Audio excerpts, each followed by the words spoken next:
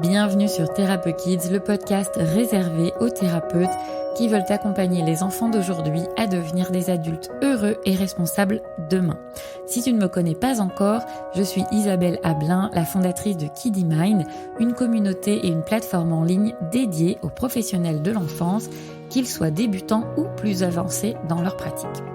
En solo ou accompagné de mon invité, je partage dans ce podcast les meilleurs outils et pratiques à utiliser concrètement dans tes séances, mais également toutes les clés pour asseoir ta légitimité et incarner pleinement ta posture d'accompagnant. Alors installe-toi confortablement et c'est parti pour l'épisode du jour.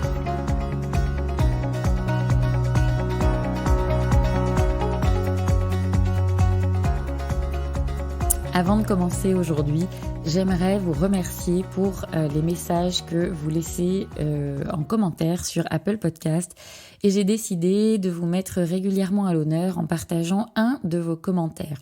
Aujourd'hui, j'avais envie de partager celui de Horizon Hypnose qui nous dit que Thérapeute Kids est excellent, que c'est un concentré d'infos, de conseils et de bonnes idées.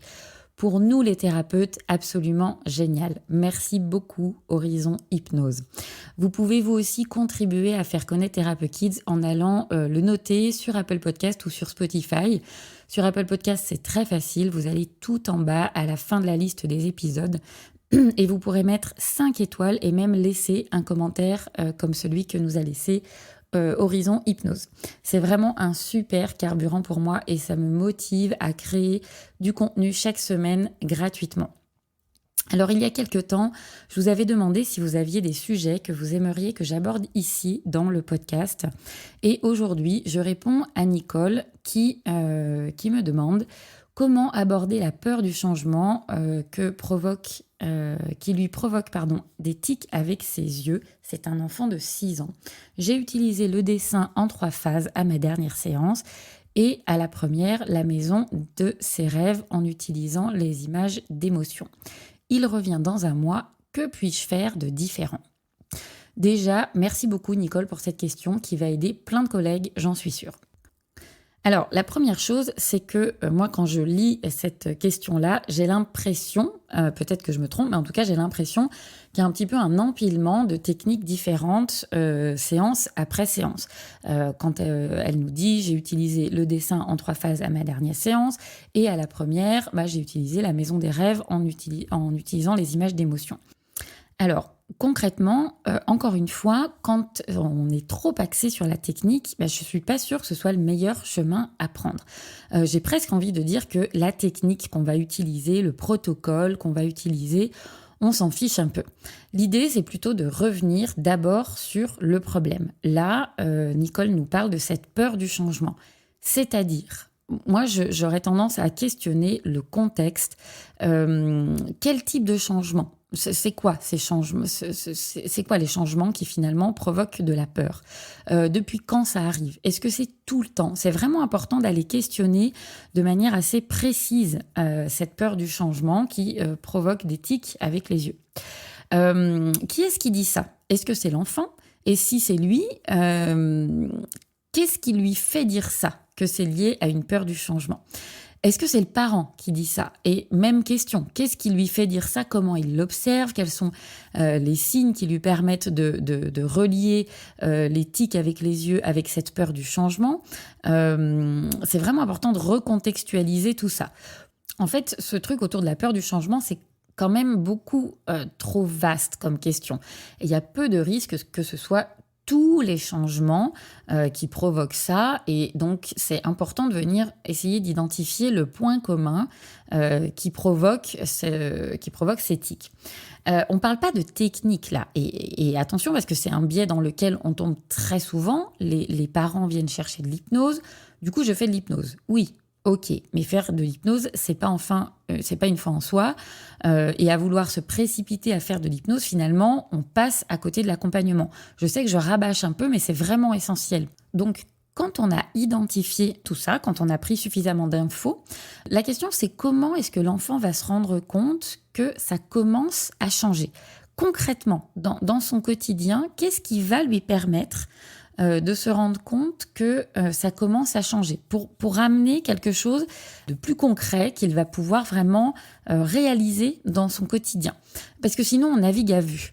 Et quand on navigue à vue, comme il n'y a rien de vraiment concret, ni pour le thérapeute, l'accompagnant, ni pour l'enfant qui va pouvoir mesurer en quelque sorte ce qui change, on se retrouve à se dire ok, tiens, je vais faire telle technique que j'ai appris sur cette séance et puis telle autre technique sur cette autre séance, et puis très vite forcément on se dit maintenant qu'est-ce que je fais.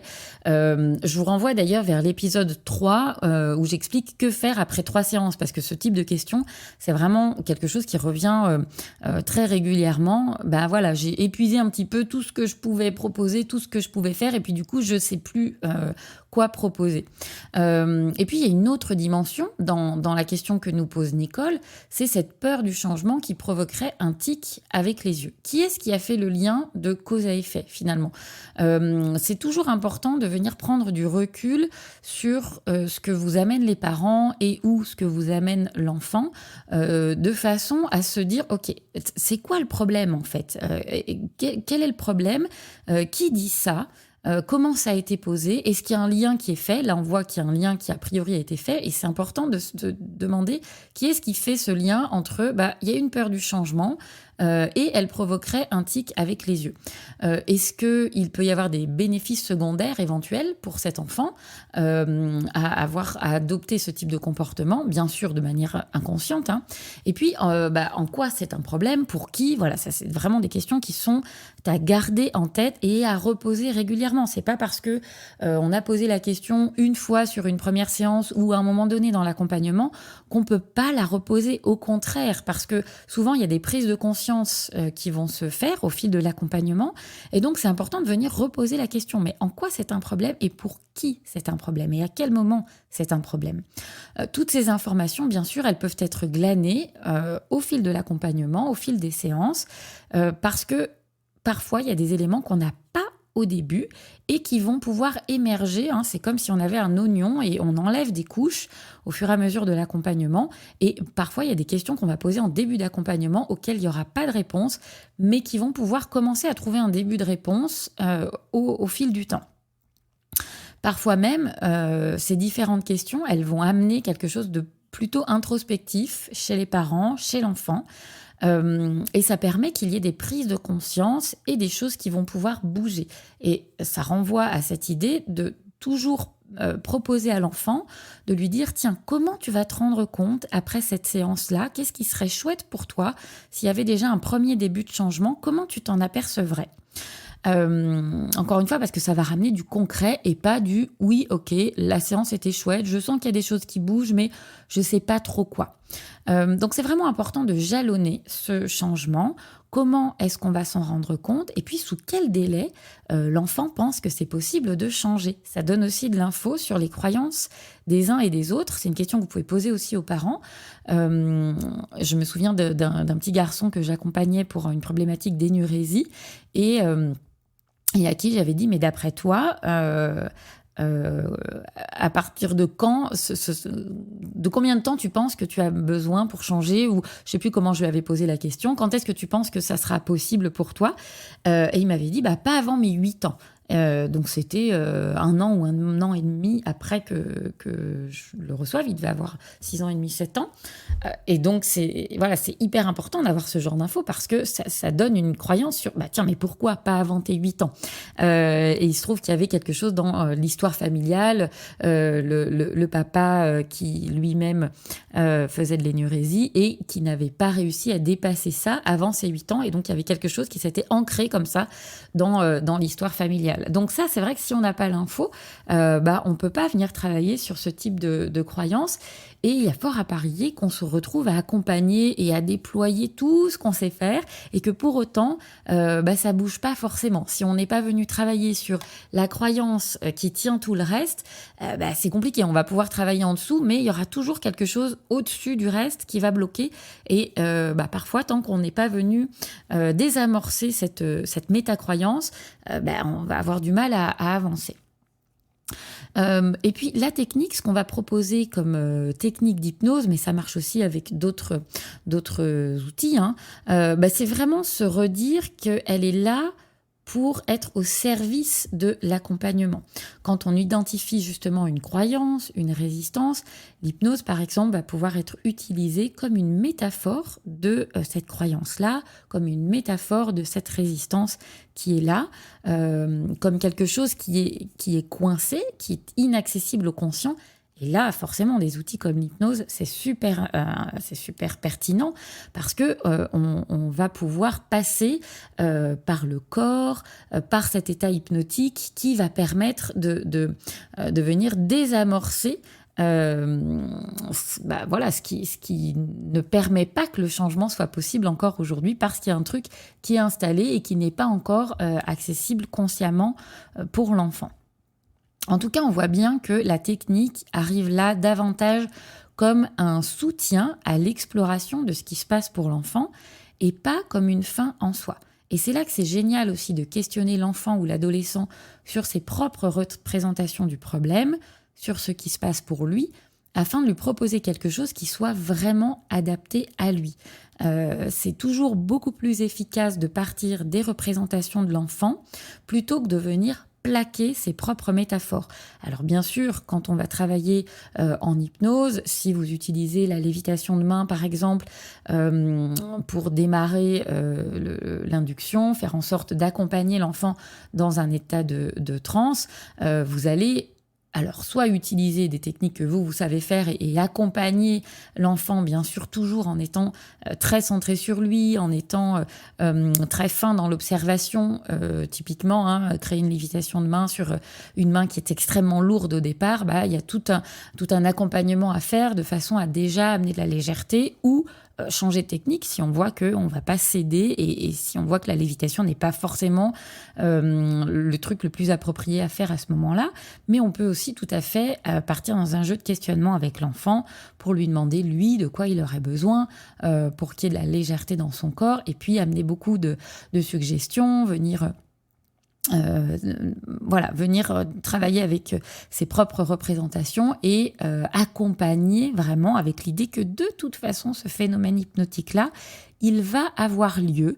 Ça, c'est hyper important aussi de croire dans ce que vous proposez à l'enfant, parce que je sais que c'est quelque chose qui est souvent compliqué de se dire « Oh là là là là, est-ce que ça va vraiment fonctionner, ce que je propose ?» Moi, je pars toujours du principe que oui, ça va fonctionner à un moment ou à un autre. Ça va fonctionner, j'ai aucun doute. C'est juste que il va vraiment falloir être très attentif à la manière dont l'enfant ou l'adolescent fonctionne pour ne pas être dans l'obstination en se disant il faut que ça passe, il faut que ça marche absolument parce que ça risque de renvoyer à l'enfant que vous accompagnez que finalement il ne sait pas faire, sauf qu'il a besoin d'être accompagné en fonction de comment il fonctionne. Et quand on vient questionner l'enfant sur ce qui se passe pour lui, sur ce qu'il ressent, sur ses sensations, c'est important de ramener dans le corps et de jouer d'ailleurs, de ramener dans le corps et de dissocier aussi, notamment quand on fait certains phénomènes hypnotiques, parce que si on est trop centré sur ce qui se passe dans le corps, il y a beaucoup trop de conscient dans les sensations, et donc ça va être compliqué d'amener cette dissociation entre le mental et le corps qui va être nécessaire de façon à ce que une main et un bras puissent commencer à décoller, à se soulever si on est sans arrêt en train de ramener dans le corps. Donc ça, c'est important aussi d'être vigilant à ça. Quand on utilise les cartes, par exemple, je pense notamment aux cartes de Lise Bartoli, mais ça peut être les cartes Dixit. Il y a plein de cartes qu'on peut utiliser qui sont très chouettes en fonction de l'âge des enfants et puis aussi en fonction des cartes avec lesquelles vous êtes plus à l'aise. Mais les cartes, ça va être un excellent support à la parole. C'est vraiment une surface projective de ce qui se passe pour l'enfant, de ce qu'il vit, et ça va vous donner de l'info aussi sur la représentation de son problème, sur la manière dont il se représente les choses. Et ça, c'est un truc que vous allez pouvoir aussi réutiliser à certains moments donnés, à certains moments de la séance ou d'autres séances un petit peu plus tard. Bref, vous l'aurez compris, la question à se poser n'est pas il revient dans un mois, qu'est-ce que je peux faire de différent la prochaine fois, mais plutôt quel est le problème, pour qui est-ce un problème et quelles sont les étapes par lesquelles on va passer pour le dépasser, en pensant vraiment à venir jalonner cet accompagnement au changement, en permettant à l'enfant et aux parents, si ça paraît pertinent à ce moment-là, de se demander, tiens, mais comment on va réaliser qu'il y a vraiment quelque chose qui bouge? Parce que ça va permettre aussi à l'enfant de se motiver, de se dire, waouh, mais c'est vrai, finalement, là, il y a un truc qui a bougé. Avant, j'aurais fonctionné de cette manière. Avant, j'aurais réagi de cette manière. Et puis, tiens, entre la dernière séance et aujourd'hui, là, quand on se revoit, c'est vrai que la dernière fois que j'étais dans cette situation, j'ai pas réagi comme je réagissais avant l'accompagnement. Et donc, ça permet aussi de réaliser qu'il y a des choses qui se passent, qu'il y a des choses qui bougent, et on va pouvoir s'appuyer dessus pour pouvoir aller plus loin, pour dépasser complètement le truc pour lequel l'enfant et les parents viennent vous voir. Tout ça, bien sûr, ça se construit séance après séance, et ce qui permet de réévaluer au fur et à mesure où on en est, c'est de se dire où est-ce qu'on va et comment on y va, et de vraiment toujours ne pas hésiter à se reposer ces questions-là.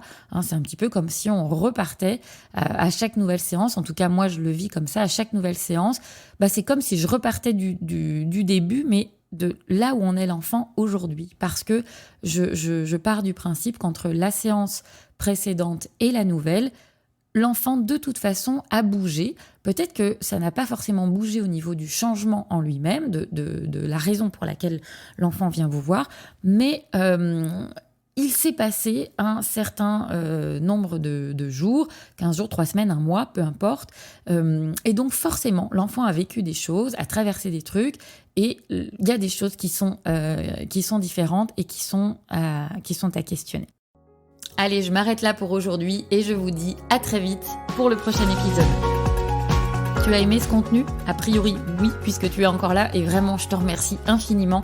Mais si tu as envie vraiment de m'aider à diffuser Thérapeute Kids et tous les contenus qui sont dans ce podcast, je t'invite à me laisser dès maintenant 5 étoiles sur Apple Podcast ou sur ta plateforme de podcast préférée. N'hésite pas à rajouter un commentaire si tu le souhaites. Je les lis tous et vraiment, c'est ce qui met du baume au cœur et qui invite à continuer de diffuser gratuitement tout ce que je te partage dans ce podcast et dans les autres contenus que tu peux trouver sur les réseaux sociaux. Et en parlant de réseaux, si tu penses que ça peut être utile pour un collègue et que tu souhaites le partager, n'hésite pas à me taguer @IsabelleAblin ou kiddy.mine sur Instagram. Je te dis à très vite.